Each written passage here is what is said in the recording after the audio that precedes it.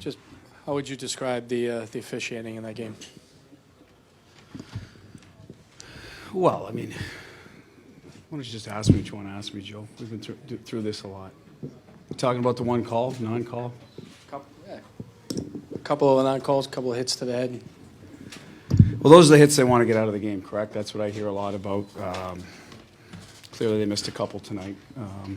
It's a fast game. I sat here 2 days ago or whatever it was. I said I believe these officials are at this level because they've earned the right to be here, and you should be getting the best. But I mean, the narrative changed after Game 3. There was a complaint or whatever put forth by the opposition, and it just seems to have changed everything. I mean, the non-call on Achari, their player's on his way to the box. I mean, they're the only. It's right in front of the official. It's a slew foot. Our guy's gone. The spotter took him took him out of the game for a possible concussion. I mean, it was blatant. It had a big effect in the game. I mean, this has happened. I'm a fan of the game. It's the National Hockey League's getting a black eye with their officiating this playoffs. And here's another one's going to be talked about. I thought it was a great hockey game. That call probably, I mean, there's time, but it really made it difficult for us to get the win tonight. So I'm disappointed. So I guess to answer your original question, it was egregious. But we're moving on. We're getting ready for Game 6. Left side, third row.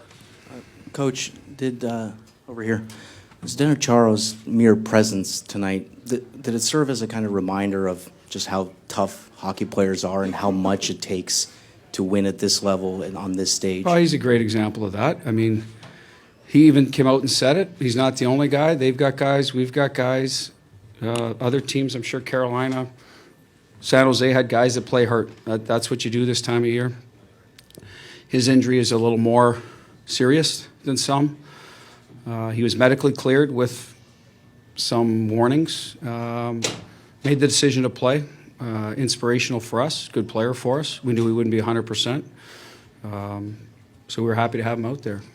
But it just speaks a lot to his character and his will to play. Unfortunately, Grzelcyk was not cleared, or he would have played too.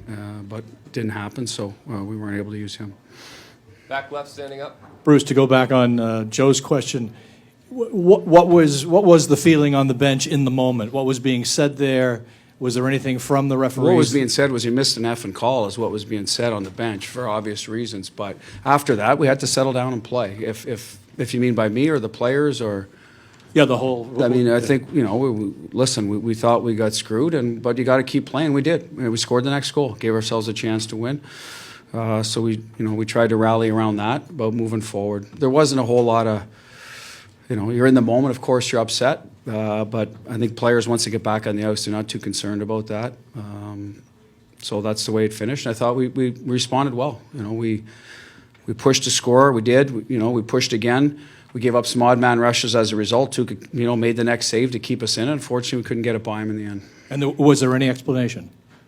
No, and they're typically, and I don't expect an explanation for a non-call. I mean, and I get that. They want to keep the game moving. Typically, you'll get seldom will you get an explanation unless there's maybe one of those challenges that puck maybe was in. Why are they reviewing it?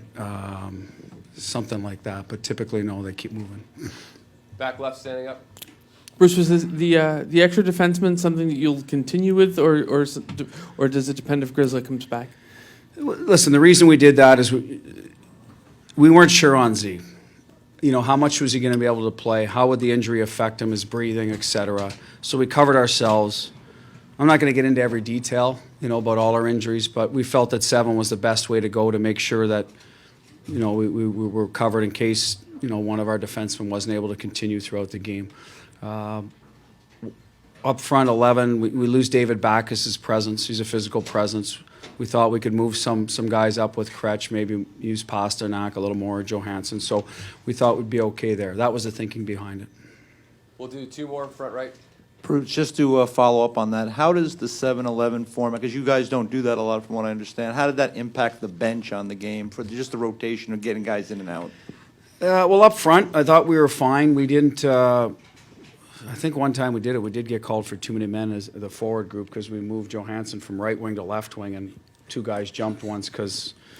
But other than that, it didn't affect the forward group for the most part. Noel left for a while, so now you're down to 10. So that's even easier to sub one guy in and out. On the back end, I'll talk to Kevin about it, see how the rotation went. But for the most part, up front, I don't think it's that difficult. We've shortened our bench in the past. The players are we're not a typical 4-line team. We've juggled lines a lot, so guys are used to moving around. We don't call lines. We call 3 names anyway, so typically that works out for us. Bruce, when you see, the players see those calls that they're maybe getting away with in your head there, how hard is it not for them to do the same thing to the Blues? Thinking maybe, hey, I'll get away with it too. Yeah, they'll have to answer that. Clearly, you can get frustrated.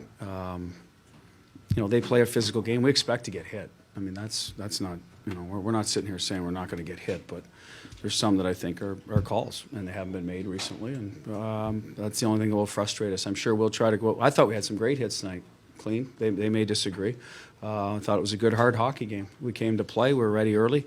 Couldn't score early on. Might have been a difference in the game if we were able to get one, get the lead. It's always easier to play in the lead, especially against a good defensive team like St. Louis. Didn't happen. So, like I said, I think our guys were more frustrated and weren't able to, to get the lead more than worrying about, what was called and what wasn't, other than, like I said, the obvious one that it results in a goal. It's a little different animal.